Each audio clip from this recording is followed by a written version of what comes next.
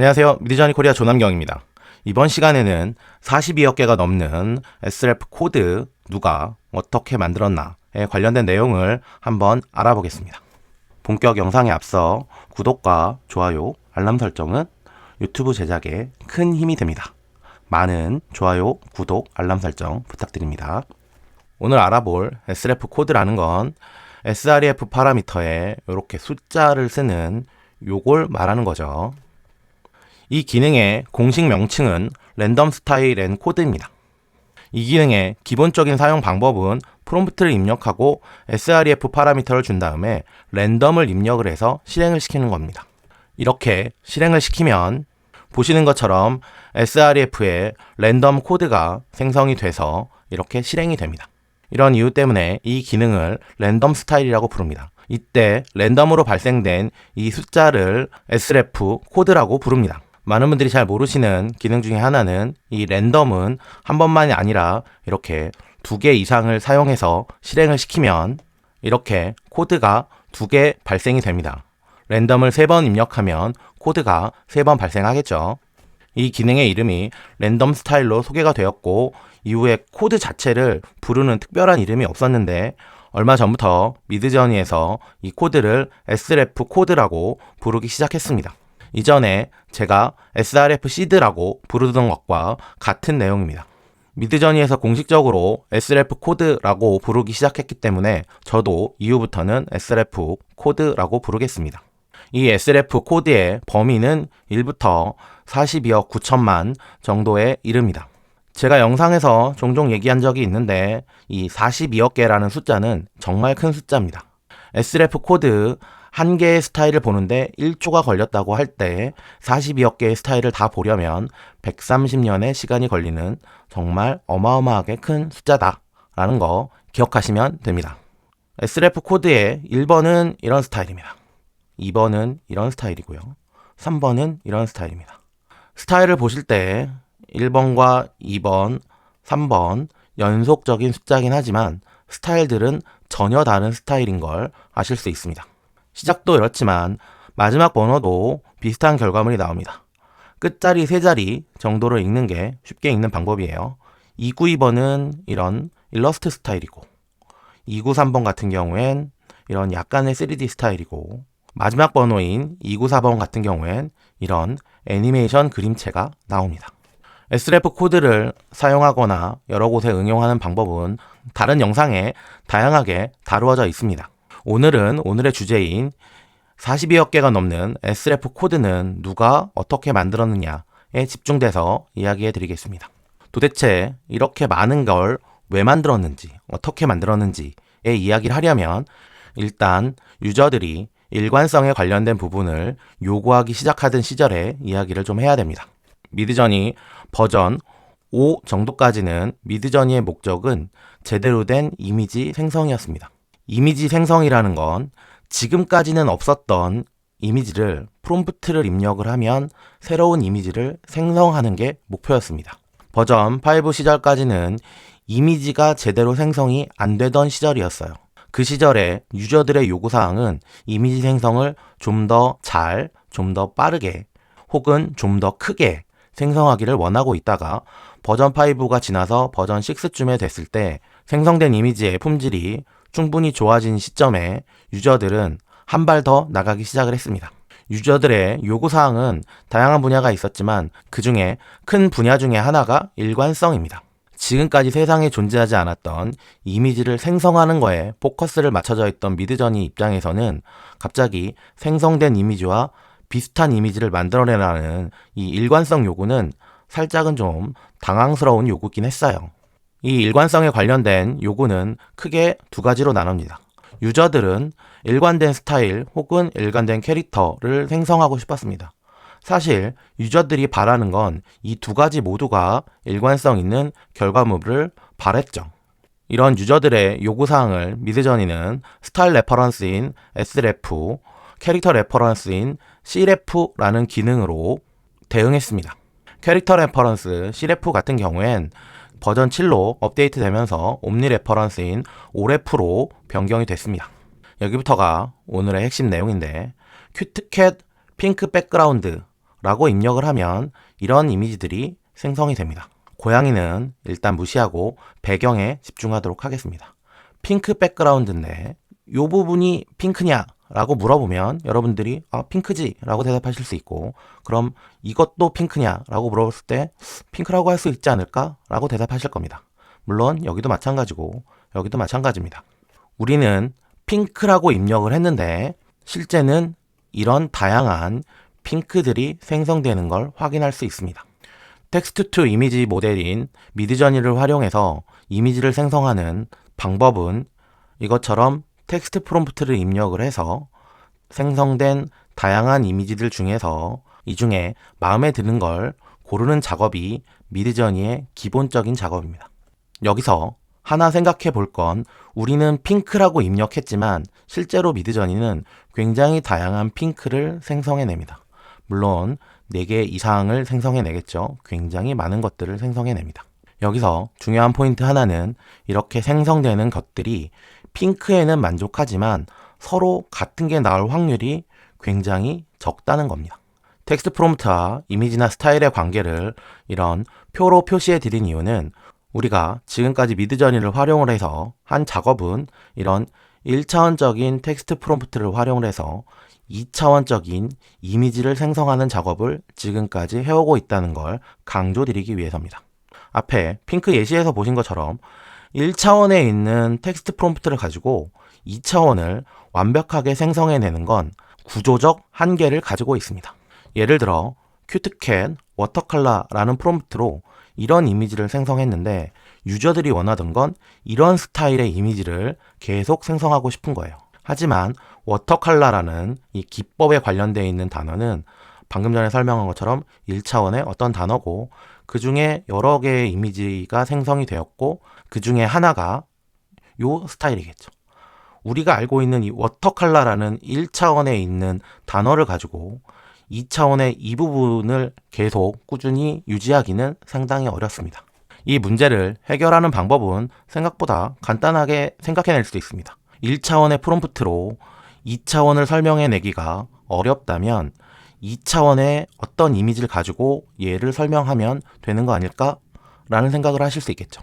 그런 생각을 바탕으로 미드저니에서 스타일 레퍼런스인 sref에 이미지를 참조시키고 큐트독과 큐트폭스라고 입력을 하면 여기 있는 건 강아지는 프롬프트가 반영된 거고 스타일은 요게 반영이 돼서 이 스타일의 연관성을 가진 다른 피사체 독인 거고 폭스인 거죠. 이런 식으로 생성을 할 수 있는 기능을 만들었습니다. 이 기능이 스타일 레퍼런스인 sref인 거예요. 텍스트 프롬프트의 한계를 극복하기 위해서 이미지를 참조해 쓰는데 그걸 스타일에 참조를 한다 라고 해서 스타일 레퍼런스고 버전업을 통해서 굉장히 품질이 좋은 상태로 현재까지는 버전업이 되어 있습니다. 캐릭터의 연속성을 만들어내는 cref나 oref 같은 경우엔 같은 원리를 인물에 적용해서 비슷한 인물이 나오게 만들어내는 겁니다. 이번 시간은 sref에 관련된 내용이니까 일단 cref와 oref 얘기는 건너뛰도록 하겠습니다. 간단한 예시를 들기 위해서 스타일을 한 장만 입력하긴 했지만 sref 같은 경우엔 여러 장의 멀티 이미지를 참조시킬 수 있습니다. 이렇게 여러 장의 이미지를 참조시키면 보다 상세하게 스타일이 참조되는 걸 확인하실 수 있을 거예요.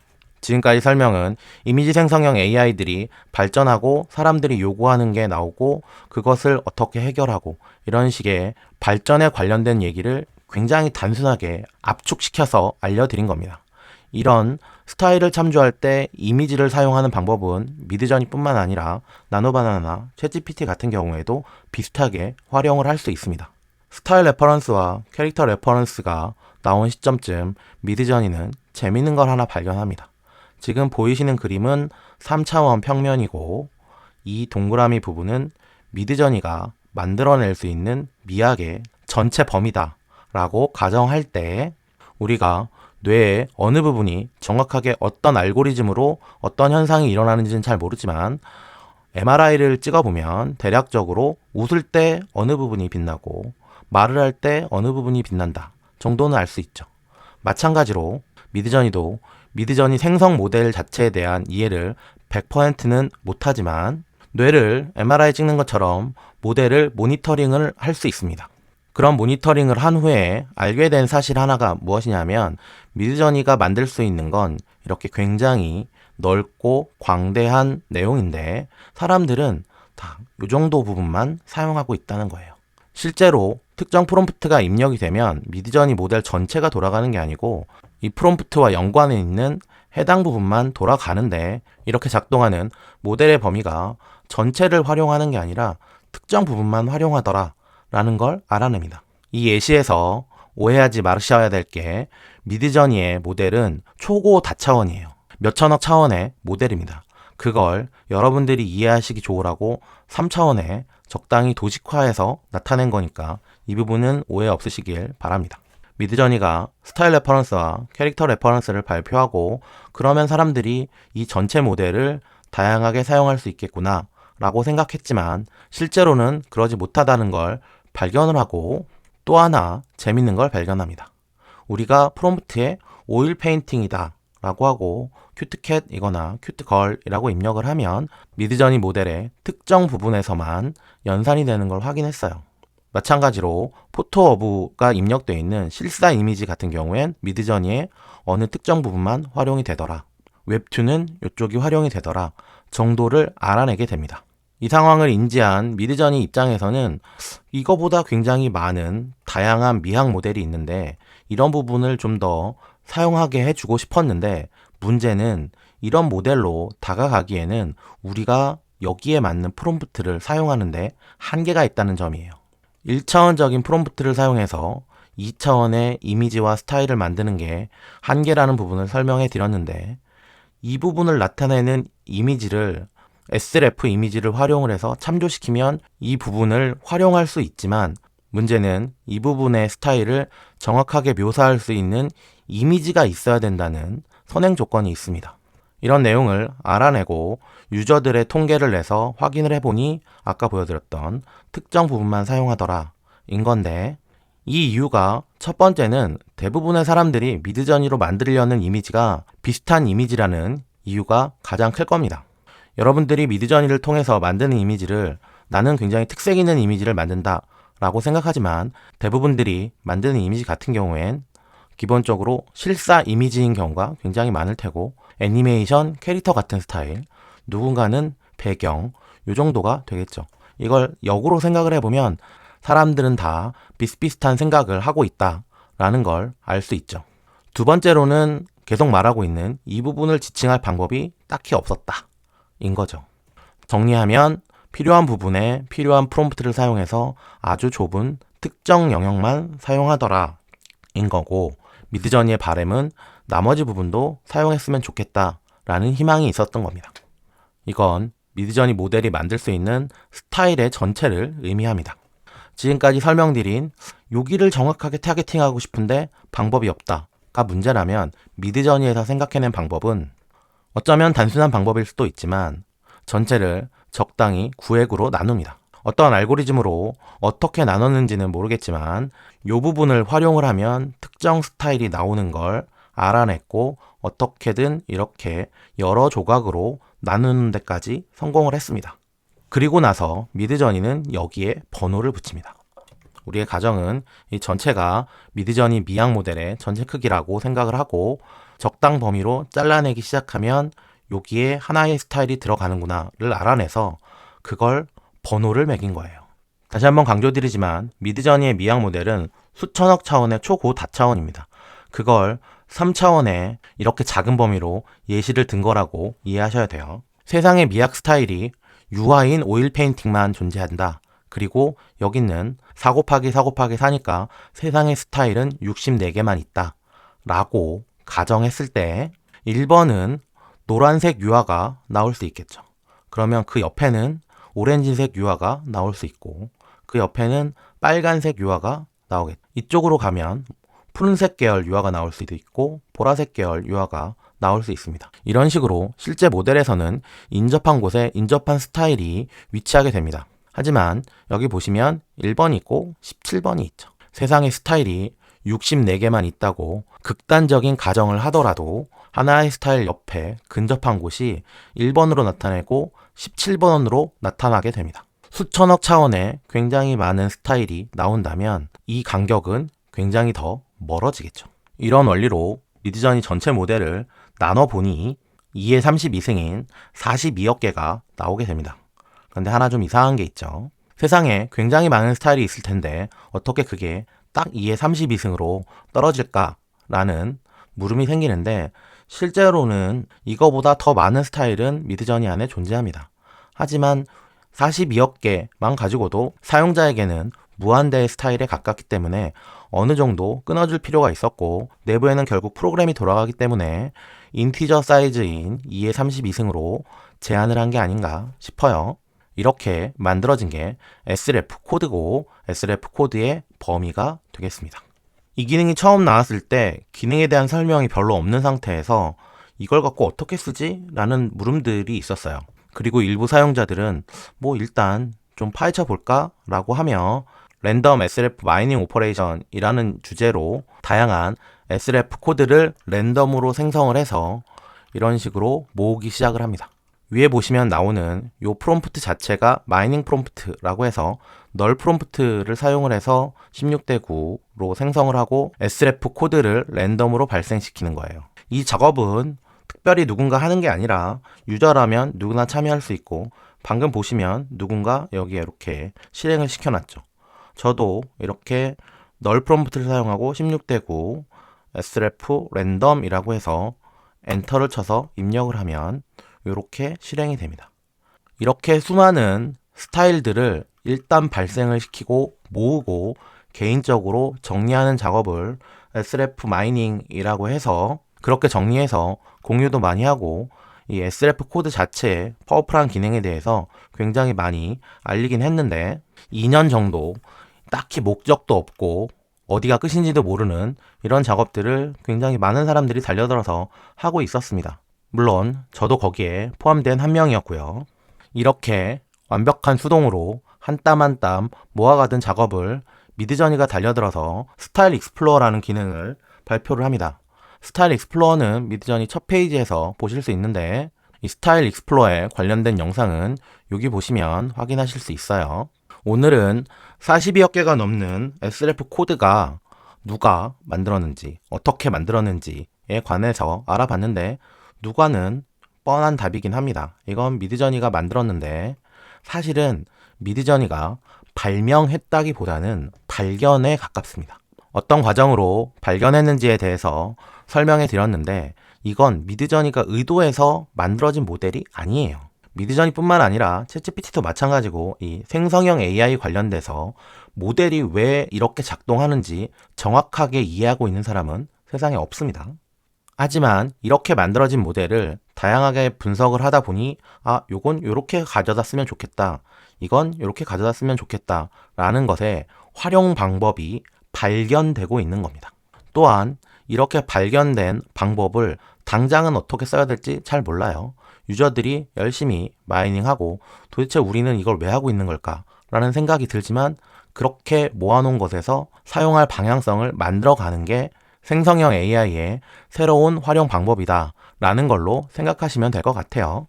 이런 기능이 발견된 지는 시간이 좀 지났지만 유저들이 다양하게 사용하는 것에서 미드저니가 다시 영감을 받아서 이번에는 무언어, 무프롬프트의 창작 방향성이라는 걸 만들어가고 있어요. 저번 주 오피스 아워에서 나온 얘기인데, 그들의 목표는 텍스트 기반 입력이 아닌 시각적 선택 기반으로 창작 인터페이스를 만들어낸다 라는 거고, 이 인터페이스는 뭔지 아직은 안 나온 상태입니다.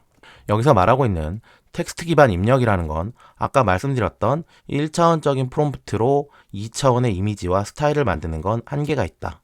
그렇기 때문에 이런 스타일을 직접 골라가는 과정을 거쳐서 새로운 창작 인터페이스를 만든다 라고 이해를 하시면 됩니다. 그 방법으로 제시된 건 사용자가 좋아요, 싫어요를 눌러서 시각적으로 선택을 해서 결과를 발전시킨다. 발전을 어떻게 시키는지 모르겠지만 선택은 지금도 스타일 익스플로어에서 이미지를 시각적으로 보고 선택해서 사용하는 방법인 거죠. 그걸 이후에 발전시키는 툴에 대해서는 곧 출시할 예정입니다. 미드저니가 바라는 궁극적인 목표는 언어 의존도를 줄이고 더 직관적인 창작 경험을 제공하겠다라는 건데, 언어 의존도를 줄이는 방법은 지금까지 계속 설명하고 있는 1차원적인 프롬프트로 2차원의 이미지를 만드는 게 한계가 있기 때문입니다. 이런 한계를 줄이려고 언어 의존도를 줄이고 시각적으로 선택해서 더 직관적으로 무언가를 만든다라는 게 미드저니의 큰 그림이긴 한데, 그간의 과정을 쭉 따라온 제 입장에서는 미드저니가 여기까지 보고서 Sref 코드를 만들었을까? 글쎄 라는 물음표가 들긴 합니다. 오늘 있었던 오피스 아워에서 나온 얘긴데, 이번 오피스 아워가 형식이 바뀌면서 질문과 답변으로 특별한 내용이 별로 없어서 이번에는 영상을 안 만들고 다음 주에 오피스 아워 영상이 따로 업로드가 될 건데, 이번 오피스 아워에서 개발팀이 이야기한 내용을 살짝 정리해 보면, 현재 개발팀의 초점은 버전 8과 7.1의 주요 작업을 진행 중이고, 웹 프로필과 오늘의 내용과 이어지는 새로운 스타일 도구와 스타일 크리에이터 시스템을 적극 개발 중이다 라고 하죠. 버전 8과 버전 7.1의 스케줄에 관련된 내용은 개발팀이 언급하기 좀 애매해서 현재 작업 중이다 정도까지만 이야기하는데, 좀 더 자세한 스케줄 일정은 저번 주 오피스 아워 영상을 참조하시면 될 것 같아요. 웹 프로필 또한 현재 개발 중이라는 소식을 전했고, 오늘 내용과 이어지는 새로운 스타일 도구, 스타일 크리에이터에 관련된 시스템도 언급이 좀 있었습니다. 우리가 가장 궁금한 건 출시 시기겠죠. 이번 주에는 즉각적인 출시 계획이 없고 다음 주 중에 여러 기능이 공개돼서 업데이트가 예상된다. 드디어 관련된 업데이트들이 나오는데, 이게 버전 7.1이 먼저 나올지 스타일 툴이 먼저 나올지는 정확히 모르겠지만, 현재 미드저니의 큰 축 두 가지는 버전과 관련되어 있는 업데이트 내용이 있고 스타일과 관련되어 있는 내용이 있습니다.